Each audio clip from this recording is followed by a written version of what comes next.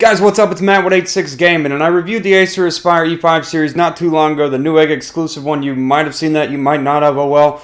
But what we're looking at now is something, because a lot of people were talking about what comparative models could there be that are almost as good, just as good, or better, or something else that you could pick from. People were suggesting things like Lenovo's Y series or the Omen books, and some people suggested this.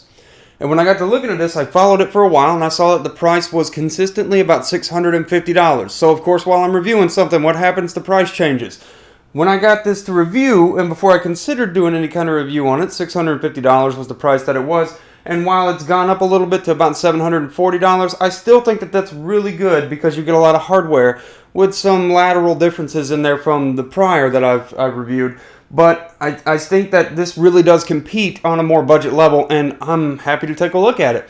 So that's the main reason why we got it. This is the Dell 15-7000, and specifically the 7559 model with the 1TB, 5400 RPM SSHD. There's another almost exact model of it that comes with just a straight up SSD for things like 250 gigabytes, but I could be wrong. We'll look back into that, and I'll post that down below as well. I got this straight from Dell. Got it out of the box and started doing tests, reviews, benchmarks, all of that. We're going to go over it all. What did I get? I played all the games that I played on it that you're going to see in this video on Ultra or Epic settings with everything maxed out just to see how much we could push the 960M with 4 gigabytes of GDDR5. And we're going to cover some things. Everything from the guts, the trackpad, the keyboard, to the nits of the screen, and all that good exciting stuff. Now let's get into this video. Let's take a look at it. I tried to cover some of the more boring stuff in the beginning. It's my opinion it's a little boring to take it open and look at it. But sometimes that's important to people. I want to try to cover what everybody wants to see, because at the end of the day, if you're going to invest into a product that you want it to be able to do what you want it to be able to do, that you want to be able to enjoy what you got and not feel like you just got scammed out of money. So that's the idea of looking at this, and we're going to do that now.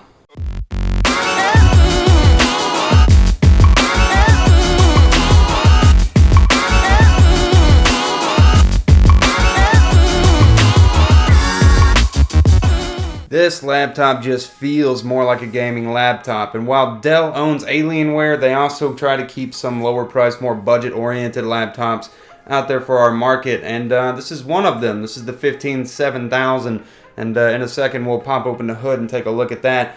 But it just feels nice, it looks good, it's got great accent, and I just really kind of like the way the aesthetic of it. It's enough without being too much, and there should be something to be said about that. That's great. So let's look at it now. Let's take a few peeks inside and look around it and talk a little bit about what it has. Alright guys, so the first thing we're going to do is take this thing, open it up, and see what the guts are on the inside. So we're just going to flip it over, and it's secured in by one screw back here at the back. So what we're going to do is open it up and just see what's on the inside, and then see if that's worth it by itself and talk about a few things. Alright, so here we go. We got the back open a little bit, and what you can see on the inside here is we've got one stick, 8 gigabytes of Hynix DDR3 at 1600 megahertz. You do have a slot to add another additional one in there to give it dual channel, make it go up to 16 gigabytes, and that might be something you're interested in doing. But if you're particularly interested in what they're using, it's Hynix. That seems to be a favorite of Dell that I've noticed in the past.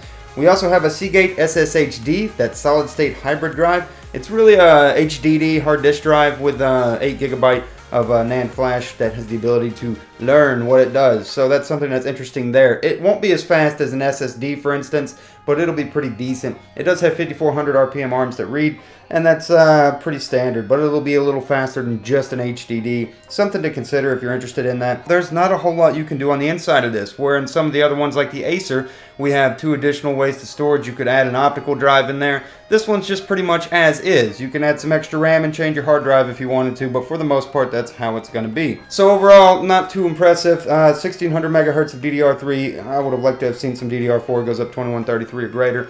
But, you know, I can live with that. That's not something that's terrible. Upgrade it and get another stick for probably about $40 probably. If you can find Hynix for about 40 bucks of an 8 gig stick. Just so you know, DDR3L and DDR3 are compatible, but officially not supported by Intel. So that's something to know. You might want to get DDR3L just to be completely kosher about it, but it should work fine with whatever you put in there. And by whatever you put in there, I mean DDR3 wise. Not like a ham sandwich. Get it in dual channel, and nice little simple upgrade you could do, as well as change this out. There is a model that comes with an SSD, but that's not necessary. I don't think anyways. I'd rather have a larger one, and in fact, if I didn't want to go SSD, which is this right here, just a little 128 gigabyte SSD, I would probably actually use the Fire CUDA, which is another Seagate one, more meant for gaming, and upgrade this to this, 7200 RPMs, 2 terabytes, and it's actually a pretty affordable cost as well.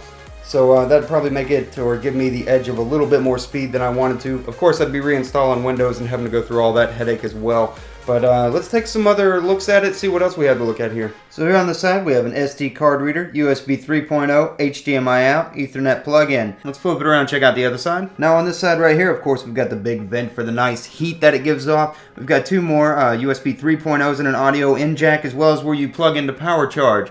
When it's power charging, it does something really cool. I like the fact that the cord lights up blue, especially in the dark, to let you know where the cord is. That's something that's just awesome. I just think that's neat. Good job, Dell. Taking one more quick look at the bottom here. This right here is your subwoofer out. It actually has pretty good sound for the speakers, I thought, especially for this price of a laptop. This adds a little bit extra oomph to it. It's nothing spectacular or mind-blowing, just as the Acer Aspire wasn't either, but it left me a little bit surprised when I heard some noise and some sound come out of it. I thought, wow, that's actually really good. And I'm glad that they did that for the people that don't want to use a headset or you just want to have good audio. It comes with a really nice display. It's an IPS screen and it's about 5 milliseconds latency, so that's something that's pretty good. I mean, it's not optimal 1 millisecond, but what do you expect? It's really great, and it's measured scientifically at about 220 nits. It's a brightness perception, which is more subjective. Bright to you might not be bright to somebody else, and a lot of people want insane 500 nits. But I find it quite acceptable. It was a really good experience I had while playing games on it, and their max resolutions, I didn't have any problems at all. I thought it was great. You can, of course, change brightness settings so it's always maxed out or what have you, but it's a really great little screen that they have included here, and I think that, you know, especially for the price that you pay for this, what an optimal inclusion just to make it a nice IPS panel, because I do like that. It's also anti-glare too, if that's important to you, and it is for most people with laptops. You don't want to pull it out and then not be able to see anything. So have you ever seen a little USB port that has the lightning bolt, wondered what that meant? Well, I'm just going to explain that real quick. It's not exclusive to Dell. It's not something that's a Dell only thing, and you've probably seen it before on other things. It's a passive charging ability up to 1,000 milliamps or 1 amp. Pretty much what that means is if we were to shut this down, turn it off, unplug it, it's completely powered down. You could still plug your phone into it and use it like a portable battery charging station if you wanted to, and if it's fast charge capable, boom, there you go. So that's something you can do too. Pretty cool, pretty cool. It's nice that it's there. It's not something that makes or breaks or makes somebody want to buy this or not buy this, I don't think, but it's a neat thing, and I just wanted to point that out. I saw it and I said, oh, that's neat. Let's go ahead and talk about that as well. One thing I will brag on about this Dell 15700 versus the Acer Aspire is the webcam. The 720p webcam is far beyond better than the Acer's. Here, check it out. So this is the web camera, especially for such an affordable laptop. This is a pretty awesome web camera. You're also going to be hearing the microphone audio itself. Now, it's not the best if you're moving fast, but this is a pretty good little camera at 720p with, I would say it's substantially better than the other laptop. And this little guy right here really wanted to be in it, so he gets to be in it. And his Good Morning Jam he's on.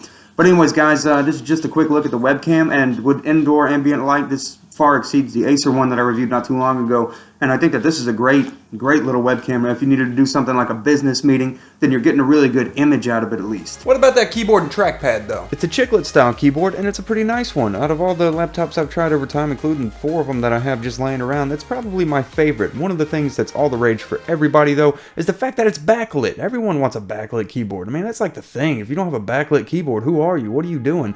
The backlighting on this keyboard is nice because it will go off after a while of you not touching it. So if you plug a controller in, it'll swap to that.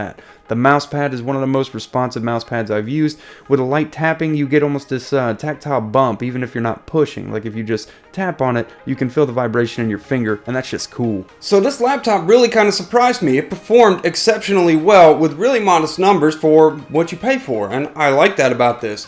Now, if I were to pick between this or the Acer Aspire that I reviewed, I would probably still spend a little bit less on the Acer Aspire, because that's just me, and I'm budget oriented, and I know that I can get what I want out of that the same way I can get what I want out of this. But this is a lot beefier. This has a little more oomph to it when you want it, and that's what matters for a lot of people. Now, all the games that we're about to look at in this benchmark here, we did some Doom, Star Wars Battlefront, and some Overwatch, because these are popular games, and Overwatch is a little less demanding than the others. But what I did is I took it on, I maxed it out as best I could just to see how much we could make this thing struggle, and really just kind of handled it like a champ. Everything on ultra settings, epic settings. Check it out, see what you think. Got really good scores across the board. Wasn't like mind-blowing 60 plus FPS and scaling up there, But we got some really good numbers, and it was a very playable experience at maxed out resolution, graphics settings, everything. So I really tried to put it through the ringer. We played Doom here, and Doom got us a good average of 43 frames per second with a minimum of 31, a maximum of 58. That's with everything maxed out, ultra, all that good stuff. It's a lot of fun too. It's actually my first time really kind of playing and getting into Doom, so you have to forgive me for some of that.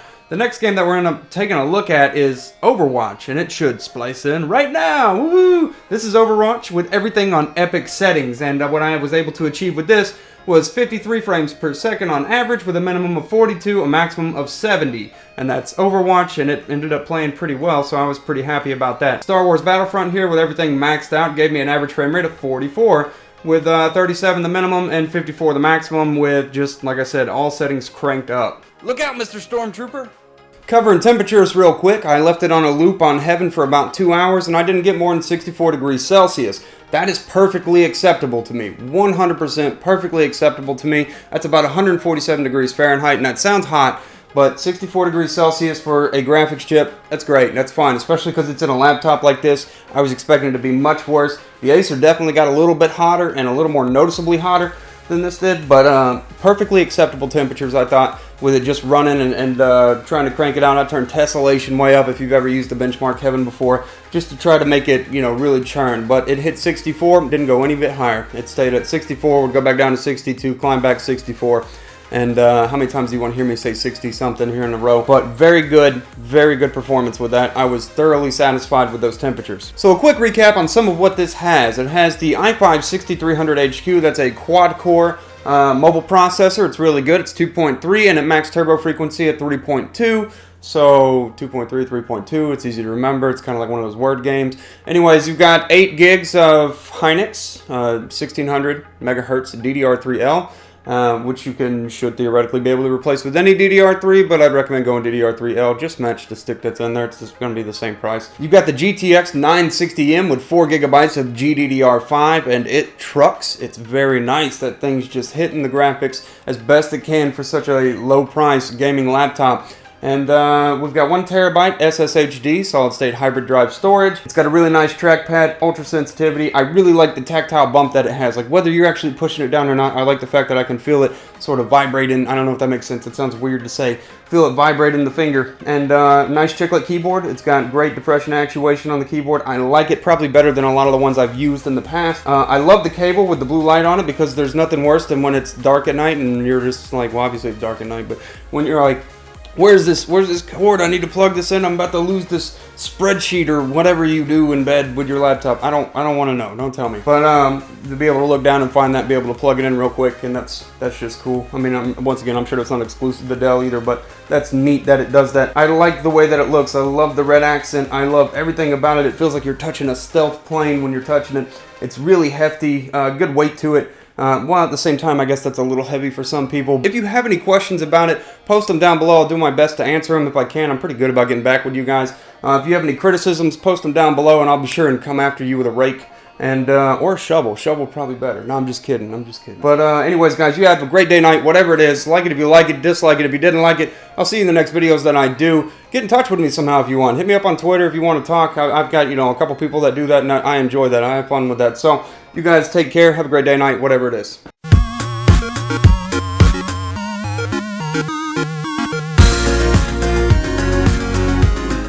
4 gigabytes GDD, Jesus.